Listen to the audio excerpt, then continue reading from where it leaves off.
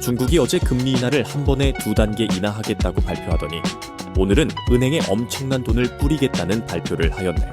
중국이 최대 1조 위안, 우리나라 돈으로 약 200조 원에 가까운 돈을 국영 대형 은행들에 뿌린다고 합니다. 무엇보다 주목할 만한 점은 2008년 글로벌 금융 위기 이후 사상 처음의 조치라고 하는데요. 여러분들 아시다시피 당시 이로 인해 시중에 엄청난 돈이 불렸죠. 그리고 결국 그것이 돌고 돌아 고품질 자산 가격을 엄청나게 올려 수많은 젊은 사람들을 백만장자로 만든 것은 너무나도 잘 알고 계시죠. 미국도 최근에 한 번에 2단계 금리 인하를 하겠다고 나오더니 중국도 이에 발맞춰서 시장에 유동성 공급을 한다고 하네요. 그렇다면 우리는 이에 대비하기 위해 무엇을 해야 할까요? 마침 글로벌 유동성에 민감한 금의 시세가 요새 만만치 않습니다. 금의 시세가 하루가 멀다 하고 쭉쭉 오르기 시작하니 이제는 참다 못해 너도 나도 금을 사겠다고 난리네요. 우리나라 금거래소 접속이 30분이나 지연될 정도로 금 시세가 가파르게 오르니 사람들이 견디지 못하고 대학교 인기 있는 과목 수강 신청하듯이 엄청나게 몰렸나 봅니다. 늘 그랬듯 가격이 오르고 또 오르기만 하면 늘 이런 일이 생기곤 하는 것 같습니다. 근데요, 우리나라만 이럴까요? 중국은 정부와 개인 할 것 없이 금을 매집하고 있는 모양입니다. 한 기사에서는 이렇게 소개하고 있습니다. 중국은 내일이 없는 것처럼 금을 매입하고 있다. 한마디로 금을 구매하는 것에 아주 혈안이 되어 있는 분위기입니다. 실제로 블룸버그 터미널에 따르면 중국 정부의 금 보유고는 꾸준히 오르고 있어요. 특히 2017년부터 2022년까지는 금 매입을 거의 하지 않고 있다가 2023년 들어 중국 정부가 공격적으로 금 매입을 재개한 모습입니다. 이쯤 되면 궁금한 점이 생길 것입니다. 아니, 그래서 금의 가격이 왜 중요한데? 라고 말이죠.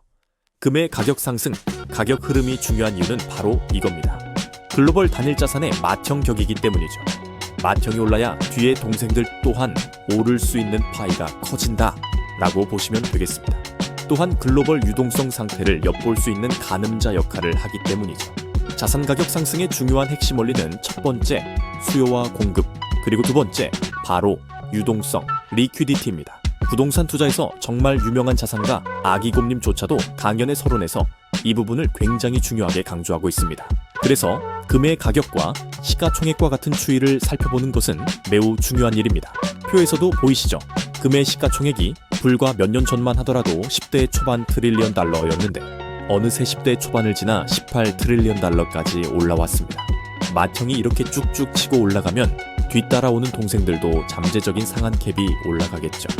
특히 비트코인은 디지털 골드라는 상징적 의미가 시간이 감에 따라 점점 확고해지고 있기 때문에 언젠가는 금의 시가총액을 따라잡을 것이라는 굵직한 장기적 내러티브가 존재합니다. 따라서 금이 많이 오르면 오를수록 비트코인의 잠재적인 상한 캡도 올라갈 수 있다고 볼 수 있죠. 또한 비트가 많이 오를 여지가 생기면 알트의 대장격인 이더리움도 그 덕을 보게 될 것이고, 그렇게 된다면 좋은 테마와 좋은 재료를 가지고 있는 그 아래 수십 개의 알트들 또한 그 혜택을 보게 돼요. 언젠가 한 번은 2017년 그 1년 동안 1000배 이상 올랐던 것과 같은 유동성 파티를 맞이할 수 있는 단초가 될 수 있습니다. 그리고 이제 골드와 비트코인의 전반적인 가격과 추세 상관관계를 볼까요? 역사적으로 나름 밀접한 관련이 있었습니다. 금이 어느 한 방향으로 급격한 추세를 보여주면 결국 비트코인도 골드의 추세를 따라갔었는데요. 온체인 분석으로 유명한 찰스 에드워즈 또한 이에 주목하고 있는 모습입니다.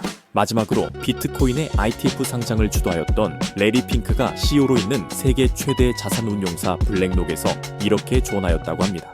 당신의 전체 포트폴리오의 약 80%를 비트코인으로 두라고 말이죠. 비트코인을 충분히 담아두셨나요? 아니면 아직 주저하고 있나요? 여전히 회의적인가요?